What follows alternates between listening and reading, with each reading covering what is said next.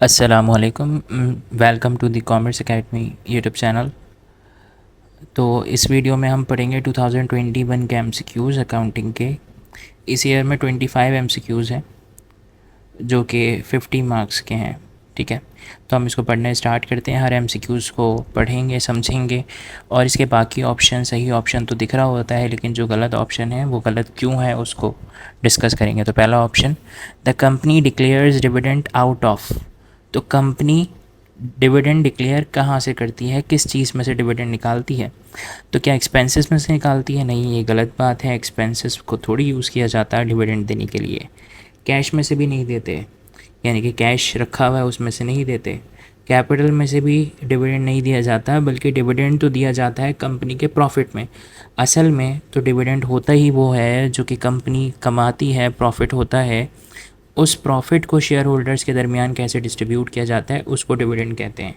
Company अपने पास रखे हुए कैश को ऐसे डिस्ट्रीब्यूट कर दे और प्रॉफिट हुआ या नहीं हुआ ऐसे कर दे, तो यहाँ पर कैश तब हम बोल सकते थे, लेकिन यहाँ पर कैश का यूज़ या कैश का वर्ड यूज़ नहीं होगा, कैश में से नहीं देते। तो असल मकसद जो इनका पूछने का एमसीक्यूज़ में ये है कि किस अकाउंट में से जाता है। तो किस अकाउंट में से जाता है डिविडेंड, डिक्लेयर कहाँ से होता है? तो वो रिटेन एंडिंग से। यहाँ पे डिक्लेयर का वर्ड यूज़ करा है, तो असल में डिक्लेयर जब होता है तो वो रिटेन एंडिंग के अकाउंट में से ही पैसा निकलता है कि भाई ये अमाउंट जो है हमने इस दफ़ा डिविडेंड देना है। तो रिटेन एंडिंग का अकाउंट जिसके अंदर कंपनी के सारे प्रॉफिट जमा हो जाते हैं, उसमें से ही फिर हम अलग अलग पर्पज़ के लिए रिज़र्व भी बनाते हैं और फिर अगर हमने जो उसमें से डिविडेंड देना होता है वो भी निकालते हैं।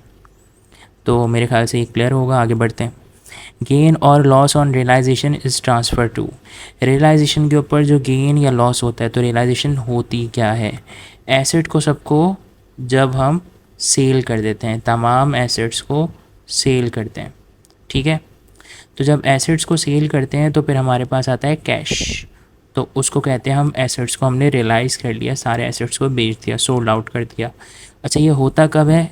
ये हमने पढ़ा है पार्टनरशिप लिक्विडेशन के अंदर। जब पार्टनरशिप ख़त्म होती है तो सारे एसेट्स को बेच देते हैं।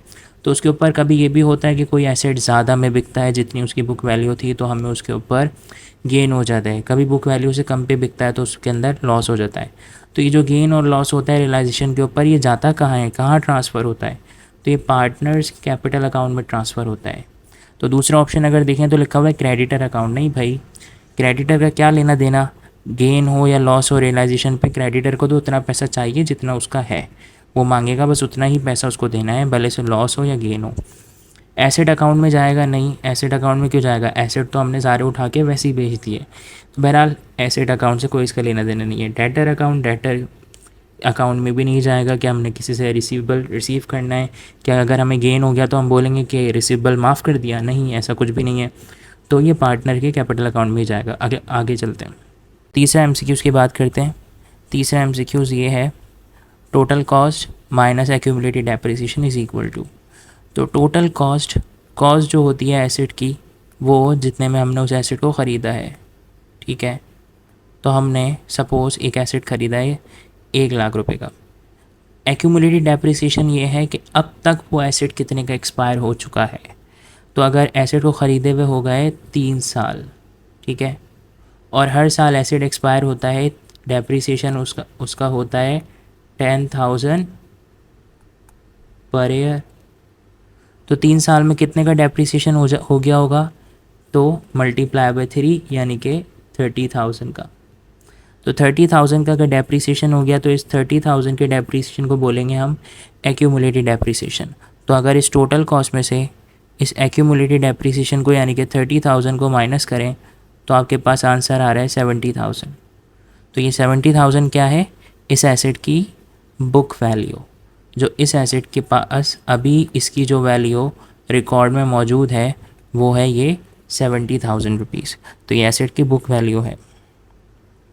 अच्छा, दूसरी अगर वैल्यूज़ देखें, यहाँ लिखा हुआ है एक्चुअल कॉस्ट। तो ये एक्चुअल कॉस्ट नहीं आती इससे, कॉस्ट ये इन्होंने वहीं से कोई एक नाम निकाल दिया, एक्चुअल कॉस्ट असल में जो उसकी कॉस्ट है नहीं।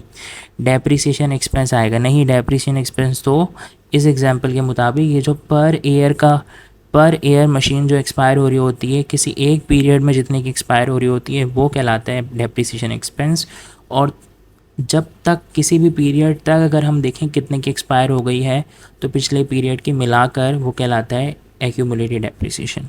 ठीक है, तो सैल्वेज वैल्यू क्या है? सैल्वेज वैल्यू स्क्रैप वैल्यू का ही दूसरा नाम है।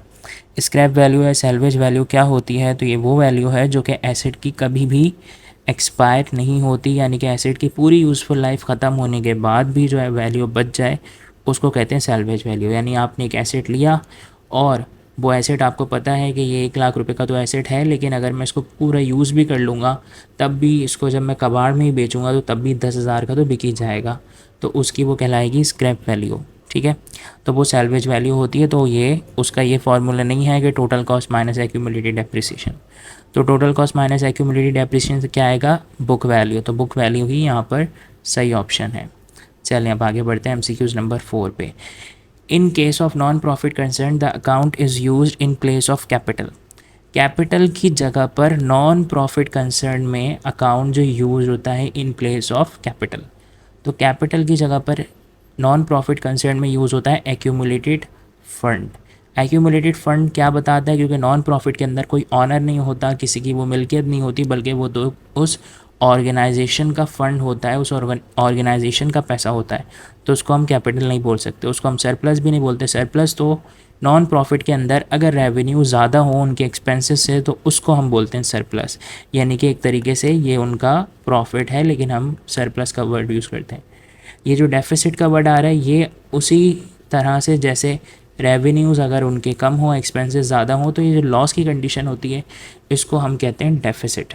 ठीक है, इन्वेस्टमेंट इज़ नॉर्मली, जैसे आपको पता है कि इन्वेस्टमेंट जो बिज़नेस के अंदर अमाउंट इन्वेस्ट करते हैं वो कहलाता है। तो कैपिटल को जो है हम कैपिटल की जगह अकाउंट जो यूज़ करते हैं वो एक्यूमुलेटेड फंड ही है। सही है, चलें आगे चलते हैं। इसके बाद जो है वो फिर at the time of liquidation remaining cash is to be distributed among the partners. Liquidation के वक्त, लिक्विडेशन जब बिज़नेस ख़त्म हो रहा है तो रिमेनिंग कैश जो है वो पार्टनर्स के दरमियान डिस्ट्रीब्यूट कैसे होगा? अब सब हो गया, रियलाइजेशन के ऊपर लॉस या गेन भी डिस्ट्रीब्यूट हो गया, लाइबिलिटी भी पे कर दी, उसके बाद लास्ट में कैश बच जाता है। अब वो कैश ऐसा तो नहीं होगा कि तीनों पार्टनर्स को बोला भाई अब ये जो कैश है ये आप जो है वो आपस में इक्वल बांट लें, तो ऐसा नहीं होगा। किसी पार्टनर कैपिटल ज़्यादा होगा उस बिज़नेस में, किसी का कम होगा, तो उस वक्त जो एंड में कैपिटल जो भी बचा होगा उसके लिहाज से तीनों पार्टनर्स में वो डिस्ट्रीब्यूट होना चाहिए और वैसे ही होता है। तो सपोज़ 30,000 का एंड में कैश बचा है, लेकिन हो सकता है ये जो 30,000 का कैश लास्ट में बचा है इसमें से ए पार्टनर का 10,000 रुपये हो और बी पार्टनर का 20,000 रुपये हो, और जबकि सी पार्टनर का कोई कैपिटल नहीं बचा हो, तो जो कैश है वो फिर ऐसे डिस्ट्रीब्यूट होगा। तो जो भी एंडिंग कैपिटल रेशो होगा उस लिहाज से डिस्ट्रीब्यूट होगा। आगे चलते हैं। तो अगला MCQs, the price of the share which is coated on stock exchange is called.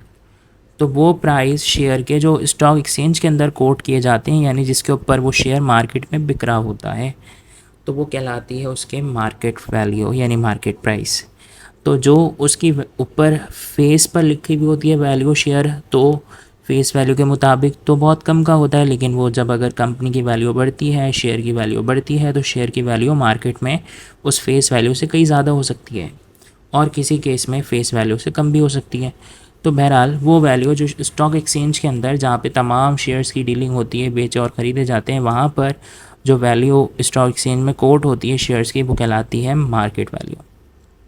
Number 7, in case of insolvency of partner his capital deficiency is borne by. तो इंसॉल्वेंसी के केस में इंसॉल्वेंसी होती क्या है? जब किसी पार्टनर को profit and loss distribution के दौरान इतना लॉस मिल जाए कि उसके कैपिटल अकाउंट में ही उतना पैसा नहीं था जितना उसको लॉस मिल गया। उसका कैपिटल था 20,000 का और उसको लॉस मिल गया 25,000 का, तो उसका कैपिटल तो एक तो पूरा ख़त्म हो गया और उल्टा उसके ऊपर 5,000 का एक तरीके से उधार आ गया जो उसको उस बिज़नेस को वापसी करना पड़ेगा। अब कहाँ से लेकर आएगा भाई? उसको बोलेंगे घर से लेकर आओ, अपने प्राइवेट फंड में से लाओ, अपने प्राइवेट रिसोर्सेज से लाओ। तो वो पार्टनर अगर अपने घर से पैसे लेकर आ सकता है, दे सकता है, उसके पास रखे हुए पैसे यानी वो इस कंडीशन में है कि वो उस जो उसको नुकसान हुआ एक्स्ट्रा, जो उसकी डेफिशिएंसी आई है, उसको पूरा कर सकता है, तो वो कहलाता है सॉल्वेंट पार्टनर। लेकिन अगर वो उसको पूरा करने की सलाहियत नहीं रखता, वो बोले मेरे पास तो रिसोर्सेज है ही नहीं, मैं उसको पूरा दे ही नहीं सकता, तो वो फिर कहलाता है इंसॉल्वेंसी, यानी कि इंसॉल्वेंट पार्टनर। तो अगर ऐसा हो जाए, वो बोले भाई मेरे पास तो है ही नहीं पैसे, तो फिर खैर उसके इस लॉस को कौन बियर करेगा? तो उसके इस लॉस को दूसरे पार्टनर्स ही बियर करेंगे, जो अपने जिनके पास ये एबिलिटी है कि वो उसको पैसे को बिजनेस में लेकर आ सकते हैं, अदर सॉल्वेंट पार्टनर्स। तो दूसरे पार्टनर्स जो इनसॉल्वेंट नहीं हैं वो करेंगे, यानी रिमेनिंग जो दूसरे पार्टनर्स होंगे वो करेंगे। यहाँ पे लिखा हुआ है क्रेडिटर, तो क्रेडिटर का यहाँ कोई लेना देना नहीं है। यहाँ लिखा हुआ है डेटर, तो क्रेडिटर क्यों आके उसका सॉल्वेंसी को पूरा करेगा? क्रेडिटर तो कहेगा मुझे आप मेरा पैसा दें पूरा। डेटर से भी कोई लेना देनी है, डेटर वो जिसको हमने उधार दिया हुआ है, तो वो भी क्यों आकर देगा उसकी सॉल्वेंसी? ठीक है। हिमसेल्फ, हिमसेल्फ तो वो कर ही नहीं सकता ना, तभी तो वो इंसॉल्वेंट है। अगर इंसॉल्वेंट है तो इसका मतलब यह है हिमसेल्फ तो हो ही नहीं सकता, तो इसलिए तमाम ऑप्शन गलत हैं। हाँ, अगर यहाँ पे इन case of solvency of a partner, तो फिर उसकी डेफिशिएंसी हिमसेल्फ होगी या हर सेल्फ होगी, खुद से करा होगा। कब? जब अगर यहाँ पर इन नहीं होता, सिर्फ सॉल्वेंसी होती। ऑप्शन, तो यहाँ पर यही ऑप्शन ठीक है, अदर सॉल्वेंट पार्टनर्स। आगे चलते हैं, MCQs number 8। Subscription receive in advance is an, subscription advance में रिसीव कर लें, तो ये नॉन प्रॉफिट ऑर्गेनाइजेशन के चैप्टर से है। नॉन प्रॉफिट ऑर्गेनाइजेशन में मेंबरशिप की सब्सक्रिप्शन ली जाती है, जो उनका रेवेन्यू होता है। ठीक, तो उनके इस रेवेन्यू को अगर रेवेन्यू एडवांस में आ जाए किसी भी ऑर्गेनाइजेशन के अंदर, तो वो रेवेन्यू फिर लाइबिलिटी बन जाती है। तो ये subscription receive in advance is liability. Income नहीं होती, अगर एडवांस में नहीं आए, टाइम पर आए, तो वो इनकम होगी। एक्सपेंस भी नहीं हो सकता, एसेट भी नहीं हो सकता। MCQs number 8, the depreciation is not charge on, depreciation इस पर चार्ज नहीं होता। बिल्डिंग पर तो होता है, फर्नीचर पे भी होता है, इक्विपमेंट पर भी होता है, लैंड पर नहीं होता, लैंड डेप्रिशिएट नहीं होती। The expense incurred in the formation of a company are, तो कंपनी बनाते हुए जो एमसीक्यू एक्सपेंसेस इनकर हो जाते हैं वो कौन करता है? प्रोमोटर्स करते हैं। प्रोमोटर्स, कंपनी को फॉर्म कौन करता है? प्रोमोटर्स करते हैं। जो प्रोमोटर्स एक्सपेंसेस करते हैं कंपनी की फॉर्मेशन पे, वो कहलाते हैं प्रीलिमिनरी एक्सपेंस।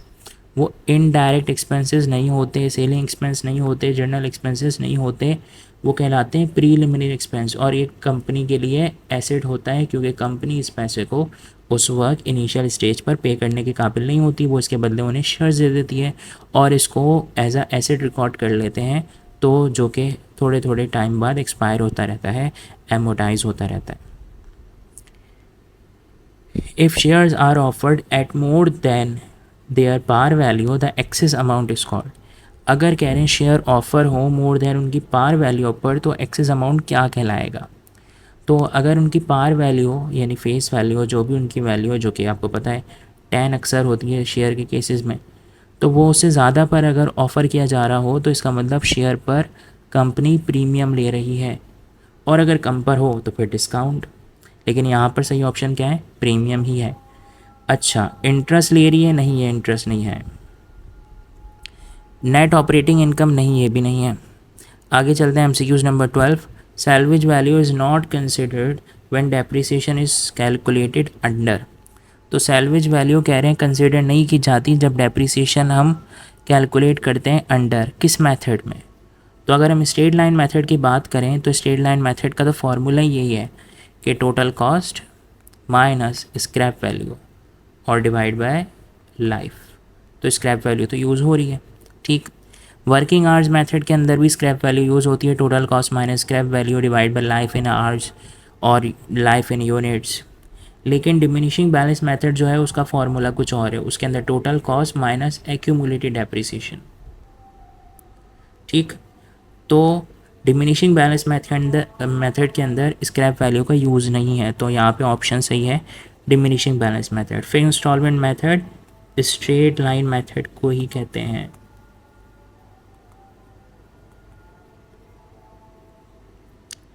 चलें भाई आगे बढ़ते हैं।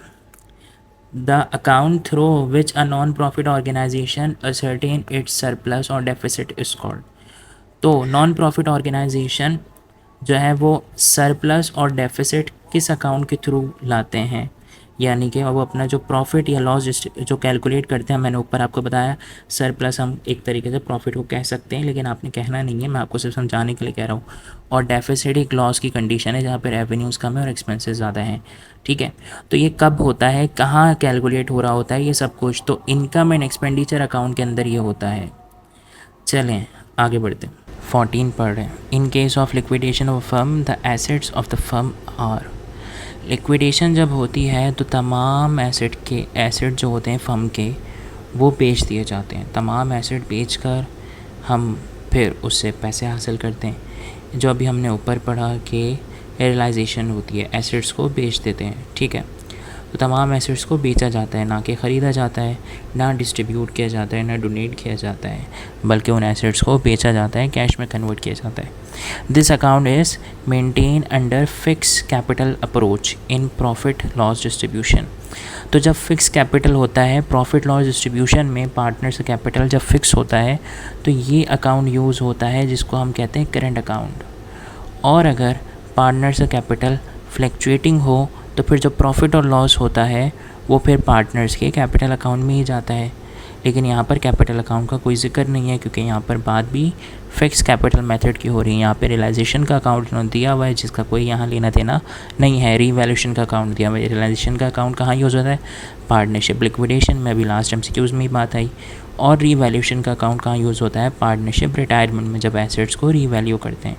इनकम एंड एक्सपेंडिचर अकाउंट कहाँ यूज़ होता है, नॉन प्रॉफिट बिजनेस में, जब प्रॉफिट या लॉस निकालते हैं। तो ये तमाम ऑप्शंस गलत हैं और इनका मैंने आपको बता दिया है कहाँ का यूज़ होते हैं। तो चलें आगे बढ़ते हैं। In single entry system the statement of affairs is similar to. तो सिंगल एंट्री सिस्टम के अंदर स्टेटमेंट ऑफ अफेयर्स बनता है और ये statement of affairs balance sheet के सिमिलर ही होता है, बैलेंस शीट की जगह ही बनता है। तो बैलेंस शीट और स्टेटमेंट ऑफ अफेयर्स दोनों बिल्कुल सेम है, लेकिन बस सिंगल एंट्री के अंदर उसको स्टेटमेंट ऑफ अफेयर्स बोल देते हैं और नॉर्मली हम उसको बैलेंस शीट कहते हैं। दूसरे options trial balance, cash book या इनकम स्टेटमेंट, इनसे इसका कोई लेना देना नहीं है और आपको ये तमाम चीज़ों के बारे में पता भी है क्या होती है। अगला option, capital expenditure are recorded as. Capital expenditure कौन से एक्सपेंडिचर होते हैं, ये वो एक्सपेंडिचर हैं जब कोई हम एसेट ख़रीदते हैं तो वो खर्चे तमाम जो एसेट की कॉस्ट में शामिल हो जाते हैं, उनको कहते हैं हम कैपिटल एक्सपेंडिचर। तो ये रिकॉर्ड होते हैं एसेट के तौर पर, यानी कि जब हम कैपिटल एक्सपेंडिचर करते हैं तो इसका मतलब है कि हमने एसेट की वैल्यू को बढ़ाया है। क्योंकि जो भी हमने फ़िक्स एसेट का हमने चैप्टर पढ़ा था, जहाँ पे हम एसेट ख़रीद रहे थे, मशीन ख़रीद रहे होते थे, वहाँ पर वो तमाम पेमेंट जो उस मशीन की कॉस्ट में शामिल होती थी वो कैपिटल एक्सपेंडिचर होती थी। और मशीन क्या है, मशीन की कॉस्ट क्या है, एसेट। तो कैपिटल एक्सपेंडिचर रिकॉर्ड होते हैं एज आ एसेट, लाइबिलिटी के तौर पे नहीं होते, कैपिटल के तौर पे भी नहीं होते, ना तो एक्सपेंस के तौर पे होते हैं। तो ये तमाम ऑप्शंस गलत हैं, ठीक है। आगे बढ़ते हैं। In case of admission of a partner, if the old partners are not ready to reduce their capital, it means old partners अपने कैपिटल रिड्यूस करने के लिए तैयार नहीं है। तो इसका मतलब क्या है, यानी कि तो ये एक आपको जब हम पार्टनरशिप एडमिशन का टॉपिक पढ़ते हैं तो ये चीज़ आपको उस वक्त बताई जाती है कि ओल्ड पार्टनर्स को, इसका मतलब है कैपिटल रिड्यूस करने का बोला होगा ना, उन्होंने मना कर दिया होगा। यानी कोई ऐसी कंडीशन होगी जहाँ पे ओल्ड पार्टनर्स को अपना कैपिटल रिड्यूस करना चाहिए, यानी कि आने वाले पार्टनर्स की, यानी न्यू पार्टनर की कुछ वैल्यू ज़्यादा होगी, या तो ये अपना कैपिटल कम करके उसको कैपिटल देते जिसको हम बोलते हैं बोनस। तो ये बोनस देने से इन्होंने इनकार कर दिया असल में कि हम बोनस नहीं दे रहे। तो जब बोनस नहीं दे रहे तो वो पार्टनर जो आ रहा होगा बोनस, वही पार्टनर लेता है जो बिज़नेस में न्यू आ रहा है और उसकी वैल्यू ज़्यादा है। अगर बिज़नेस की वैल्यू ज़्यादा होती तो वो तो फिर बिज़नेस को बोनस देता, यानी कैपिटल ज़्यादा लाता, इन्वेस्टमेंट ज़्यादा लाता और कैपिटल कम लेता। तो खैर, जब भी ओल्ड पार्टनर्स अपना कैपिटल देने से मना कर दें, not ready to reduce their capital, अपने कैपिटल कम करना नहीं चाहते, तो इसका मतलब है गुडविल किसकी है, न्यू पार्टनर की है।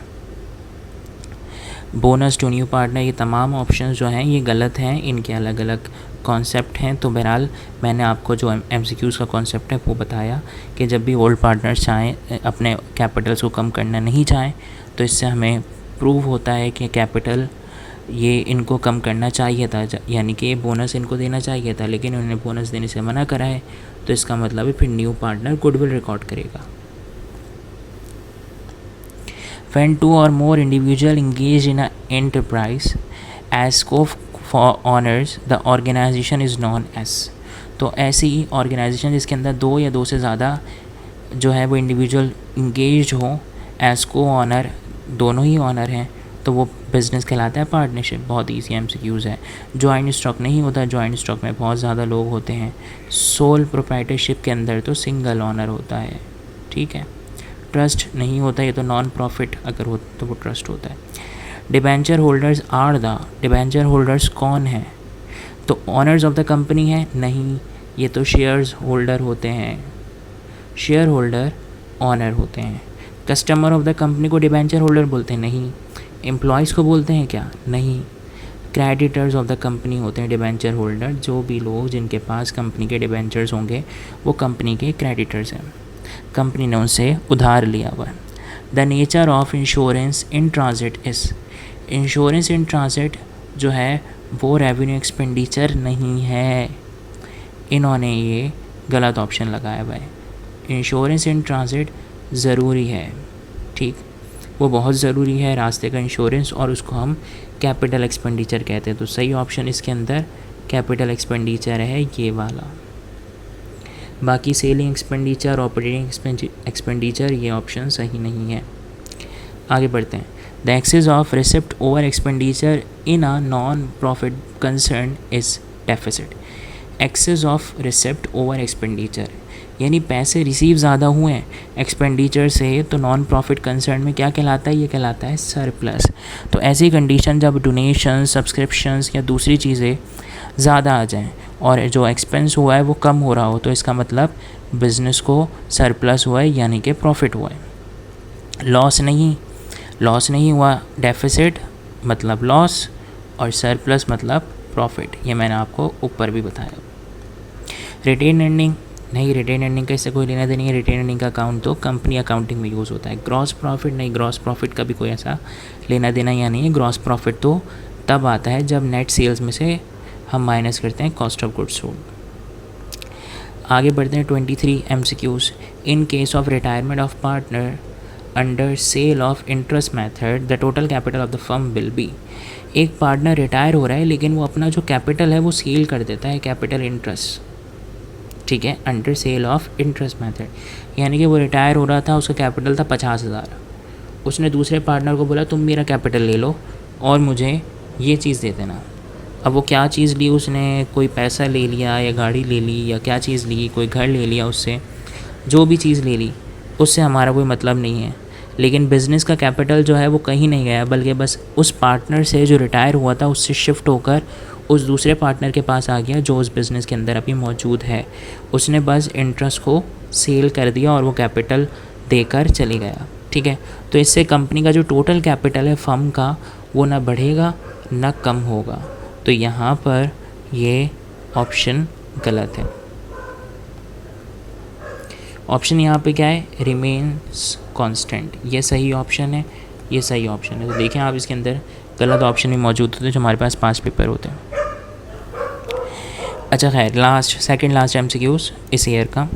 Discount avail during concession period is known as. Concession period के दौरान ही अगर डिस्काउंट जो मिल जाता है वो ट्रेड डिस्काउंट कहलाता है, कैश डिस्काउंट नहीं होता। कैश डिस्काउंट तो वो होता है जब हम पेमेंट करते हैं और वो अगर हम पीरियड से पहले कर दें, यानी उन्होंने एक पीरियड दिया था कि भाई 10 डेज़ में अगर करेंगे तो 2% आपको और डिस्काउंट मिल जाएगा, नहीं तो आपने 30 डेज़ में करना है, जो कि हमें क्रेडिट टर्म गिवन होती है, उसके अंदर अगर हमने कर दिया तो फिर हमें कैश डिस्काउंट मिलता है। ट्रेड डिस्काउंट वो डिस्काउंट है जो कि उसी वक्त हम बार्गेनिंग करके, कंसेशन हासिल करके जो है वो हासिल करते हैं डिस्काउंट, तो वो कहलाता है ट्रेड डिस्काउंट। तो कंसेशन पीरियड के दौरान जो डिस्काउंट मिल जाए वो ट्रेड डिस्काउंट होगा, तो ये ऑप्शन सही है। सेल्स डिस्काउंट, तो सेल डिस्काउंट नहीं होता। सेल डिस्काउंट तो आपको पता है कब होता है वो सेल डिस्काउंट, तो जब हम सेल करने के बाद किसी कस्टमर से कम पैसे ले लें तो उसको बोलते हैं सेल डिस्काउंट। क्वांटिटी डिस्काउंट एक अलग चीज़ है। क्वांटिटी डिस्काउंट वो डिस्काउंट है जो ज़्यादा क्वांटिटी के ऊपर दिया जाए। आगे चलें तो लिखा हुआ है receipt and payment account is a summary of. तो रिसिप्ट एंड पेमेंट अकाउंट किसकी समरी होती है?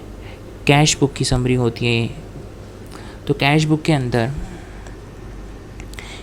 के अंदर होता क्या है कि तमाम पेमेंट्स जो कैश या बैंक से होती हैं, ठीक है, और वो तमाम, अच्छा कैश बुक को अगर आपको याद हो तो एक साइड को कैश बुक को हम कहते हैं रिसिप्ट साइड, और कैश बुक की दूसरी साइड को कहते थे पेमेंट साइड, जो कि क्रेडिट साइड होती है, रिसिप्ट साइड यानी कि डेबिट साइड। तो कैश बुक के अंदर डेबिट साइड के ऊपर यानी रिसिप्ट साइड के ऊपर तमाम वो पेमेंट्स जिनमें हमने कैश दिया है वो सब जो है वो पेमेंट साइड पर आती थी, और वो तमाम पेमेंट जिनके अंदर हमने कैश लिया है या बैंक में पैसा आया है वो जो है वो रिसिप्ट साइड में आती थी। तो बहरहाल रिसिप्ट एंड पेमेंट्स अकाउंट जो है वो कैश बुक की समरी होती है। तो इस वीडियो को यहाँ पे ख़त्म करते हैं। ये 2021 के MCQs थे। तो आई होप ये वीडियो भी आपके लिए बहुत मुस्बत साबित हुई हो।